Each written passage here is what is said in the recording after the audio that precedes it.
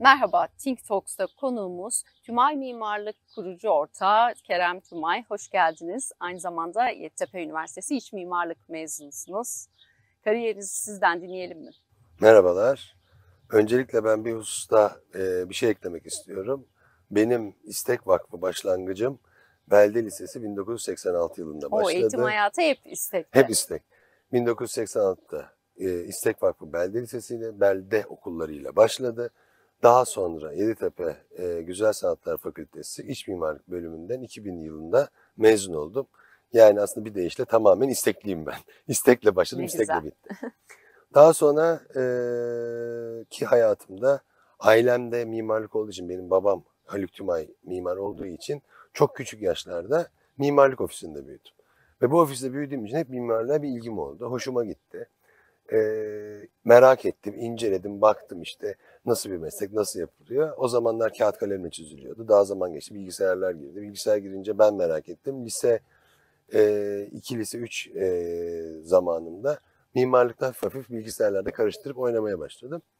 Ve mimarlığı görünce dedim ki ben bu sefer dedim, binanın dışı yapılıyor. Ben de acaba içini mi yapsam dedim ve iç mimarlığı seçtim. İç mimarlık bölümünde okurken staj hayatım devam etti. Çalışma hayatı gibi hem okul hem staj yapıyordum bir yerde yazları. Daha sonra üniversite 3'e geldiğim zaman dedim ki ya ben bir de dışarı çıkayım. Dışarıda başka bir ofiste başka deneyimler elde edebilirim. Onun için dışarıda çalışmak istedim. Ve üniversite 3. sınıfta Reşit Soley'in yanında staja başladım. O yaz yanına gittim. Başladım. Dediler ki gel hoş geldin staj yapabilirsin. Sen dediler etrafta gez dolaş. Projelere bak, etrafa bak, her şeye bakabilirsin. Araştır. Bir gün 2 gün geçti. Hakikaten ben bakıyorum ama sıkılıyorum. Çünkü benim hiçbir görevim yok, hiçbir sorumluluğum yok. Ve herkesin bir hedefi var, bir projesi var, bir sorumluluğu var. Ben gittim dedim ya Reşit Bey ben de bir sorumluluk istiyorum dedim. Nasıl yani? Ben de bir şey çizdim. Herkes bir şey çiziyor. Ben de çizmek istiyorum dedim. Tabii tabii dedi çizebilirsin. Sana dediler biz bir tane banka şubesi yapıyoruz. Onun önündeki bankamatik kioskunu çiz dediler. Benim biraz moralim bozuldu ya ne kadar küçük bir şey. Ondan sonra dedim ne zaman getireyim? Bitirince getireyim. Yani herkesin bir hedefi var. Tamam dedi 3 gün sonra getir dediler. Neyse ben gittim. Bir günde bitirdim öbür gün götürdüm. Çok şaşırdı. Dedi ki ay çiziyorsun. Evet dedim. Ondan sonra küçük küçük projeler verdiler çizmem için. Başladım bankanın bir bölümünü çizmeye. Çünkü benim her zaman inandığım bir şey vardı. Görev ve sorumluluk kimse size vermiyor. Sizin almanız lazım. Bunun için de çaba göstermeniz lazım. Ve hakikaten o bilinçle çalıştım, ettim. Stajım bitti. Stajım bittikten sonra Reşit Bey'e gittim. Teşekkür ettim. Çok güzel bir staj geçirdim. Size çok teşekkür ederim. Ben gidiyorum. Nereye gidiyorsun dedi. Dedim tatile gideceğim. Ha bak dedi. Staj için senin bana ihtiyacın vardı. Şimdi benim sana ihtiyacım var. Onun için devam edeceksin. Dedim peki ama ben tatil yapacaktım. Bak dedi. Sana bir soru soracağım dedi. Çok iyi bir iş geldi eline dedi. O işi alacaksın. Ve tatile gideceğin gün. Hangisini tercih edeceksin? O işi mi alacaksın? Genel hayatındaki bir referans için. Yoksa tatile mi gideceksin? Dedim bir şey alacağım. O zaman o iş bu iş dedi. Ve benim tatil programım iptal oldu. Çalışmaya devam ettim. İşte 2 ay işte Temmuz, Ağustos geçti. Eylül okul açılacak. Tekrar ben gittim. Teşekkürler dedim. Bir dakika dedi. Sen hep gidiyorsun dedi. Nereye gidiyorsun dedi. Dedim okullar açılıyor. Peki dedi. Sana o zaman bir tane daha örnek vereyim dedi. Sen dedi bir tane iş aldın yapıyorsun dedi. İkinci iş geldi. Kusura bakmayın ben bu işi yapıyorum. İkinciyi almayacağım mı diyeceksin dedi. Yo alacağım. Tabii ki. O zaman biri o iş biri bu iş dedi. Ve orada hakikaten üniversiteyi orada bitirdim. Bitirdikten sonra hem sahada çalıştım hem mimari ofiste çalıştım. Ve oradan ben hakikaten askere gitmeden bir gün evvel ayrıldım ve askere gittim okul biter bitmez. Döndüğüm zaman kendi ofisimize geri geldim. Mimarlık ofisiydi ama ben bu hem yaptığım staj döneminde hem okuma döneminde biraz sabırsız olduğum için sahayı istiyordum. Çünkü bir mimarlık ofisinde veya bir iş merkezinde bir şey çizdiğiniz zaman sonucunu görmeniz vakit alıyor. Projenin boyutuna göre bazen 2 sene yapılan sonra görebiliyorsunuz. Ben daha çabuk görmek istiyordum ve hep sahayı tercih ediyordum. Burada da işte bir arkadaşımın binası yapılacaktı. Yani dedim bu bina yapacaksınız ben yapmak istiyorum dedim. Peki dediler ve o binaya ben atladım. Ve kendimi şöyle bir şey hissettim. Yani hem çok heyecanlıydım. Bir yandan da aldığım sorumluluktan da korkuyordum. Ve kendime şöyle değerlendirdim o dönemde. Ben okyanusa atladım. Yüzme biliyorum ama karşıya çıkabilir miyim? Burada 2 tane önemli bence unsur benim hayatımda etkili oldu. Ben çünkü sosyal çevreye, arkadaşlığa, dostluğa çok önem veriyordum. Ve gördüm ki hakikaten bu arkadaşlık, dostluk sayesinde ben bu işi aldım. Daha sonra grup ve ekip çalışmasına çok inanırım ben. Hep bütün olmak, beraber olmak. Ve orada şunu gördüm ki bu projeyi yaparken onu aradım, bir şey sordum buna. Ne oldu? Hem çalışıyordum, hem öğreniyordum, hem bir işi yapıyordum. Ben de işin başıydım yani. Ve her zaman burada gördüğüm şu oldu ki eğer sabırlıysanız, çalışıyorsanız, kendinize güveniyorsanız bir türlü başarıya yavaş yavaş adım adım gidiyorsunuz. Bu şeye benziyor işte okul hayatındaki gibi. Her sabah kalktığınızda yeni bir sınava giriyorsunuz aslında. O sınavı geç. Çünkü hayat okuldaki sınavla bitmiyor aslında. Hayat da bir sınav, girdiğiniz işler de bir sınav. Bir baktım bina bitmeye başladı ve bina bitti, teslim geldi. Büyük keyif duyuyorum, büyük zevk alıyorum. Bütün arkadaşlarım yanında, hakikaten onlar sayesinde, grup, ekip sayesinde oldu. Ve bitirdikten sonra dedim ki ya okyanusu atladın, biraz korktun, bazen biraz su yuttun, şöyle yaptın, böyle yaptın ama karaya çıktın. Ve karaya çıkınca dedim ki ha o zaman başarı neye bağlı? Bir azimli olacaksın, 2 çalışkan olacaksın, 3 çevrede bir yerin olacak, sevileceksin. Sevileceksin çünkü insanlar yardım ediyor.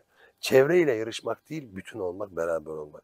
Çalışma arkadaşların içinde onları geçip birine basıp geçmek değil, onlarla beraber bir bütün olup başarıyı hep beraber imza atmak. Ben her zaman şunu söylüyorum. Bir işi delege etmeyin. Beraber yapın. Ya ben şu anda işte koordinatörüm veya başıyım, stajyer veya biri fotokopçi. Sen de çek fotokopini. Sen de o projeyi yap.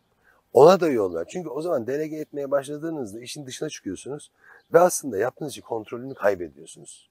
Ve kaybettiğiniz zaman o başarı sizde olmuyor ve başarı bir zaman sonra gidiyor. Onun için ben her zaman diyorum ki delege etmeyin, ekip çalışması yapın. Ekiple her zaman başarıya ulaşırsınız. Çünkü bir gün birinin aklına gelir, başka bir fikir, o değerlendirme sizin her şeyinizi değiştirebilir.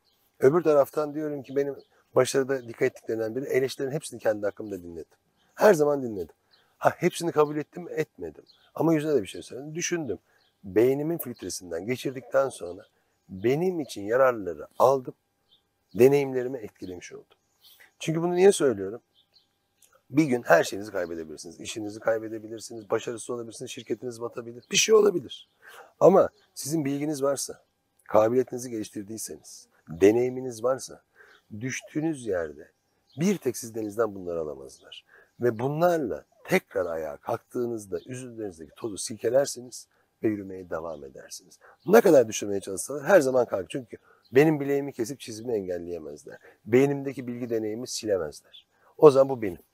Çünkü bence insanın tek gerçek sahibi olduğu bunlar. Diğerleri gelir, gider, olur, hepsi olabilir. Ama oraya ulaşabilirsiniz. Kariyerinizdeki en önemli karar aslında çıkıp başka bir yerde çalışmış olmak. Yani aslında ailenin var olan okulunuzu bitirdiğinizde devam edebileceğiniz bir iş varken önce bir dışarıyı deneyimlemek herhalde çok doğru bir karar değil mi iş hayatı Tabii için? onu da şöyle düşünüyorum. Doğru. Hatta ben başka dışarı deneyimlerim de oldu. Onlardan da bahsedeceğim. Şunu şöyle düşünüyorum. Siz bir ağaca tırmanırken eğer yavaş yavaş kendiniz tırmanırsanız onun her kavuğunun üzerinde gidersiniz. Ve üste geldiğinizde orada yorula yorula onu nasıl tutunmayı öğrenmiş olursunuz. Ve oradan siz aşağı düşmeniz çok zordur.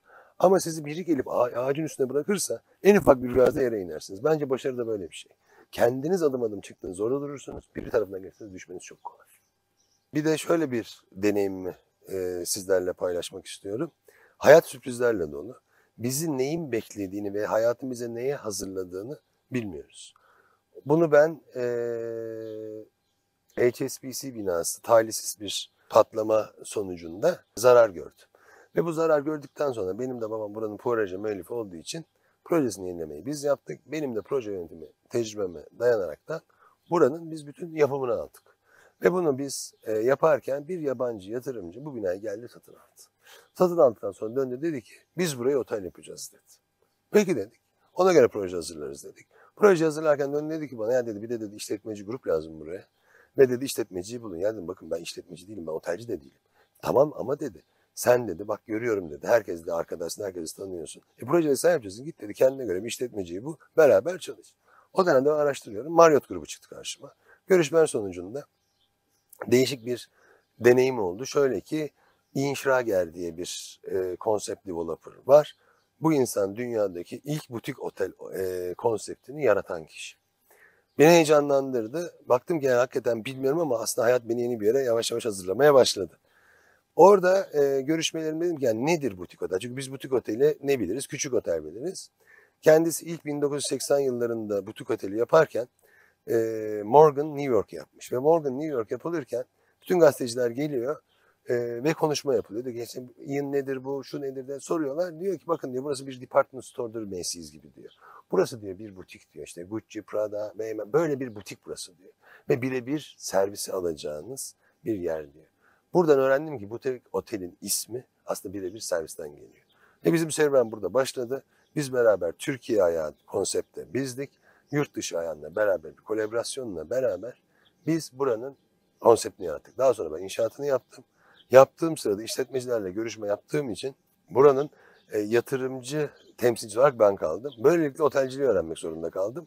Ve sahada hem otel işletmecilerine konuşurken yavaş yavaş mutfağa inmeye başladım. Bana onlar bunu öğretmeye başladı. Ve onun için her zaman diyorum ki aslında hayat size neyi hazırladığı belli değil.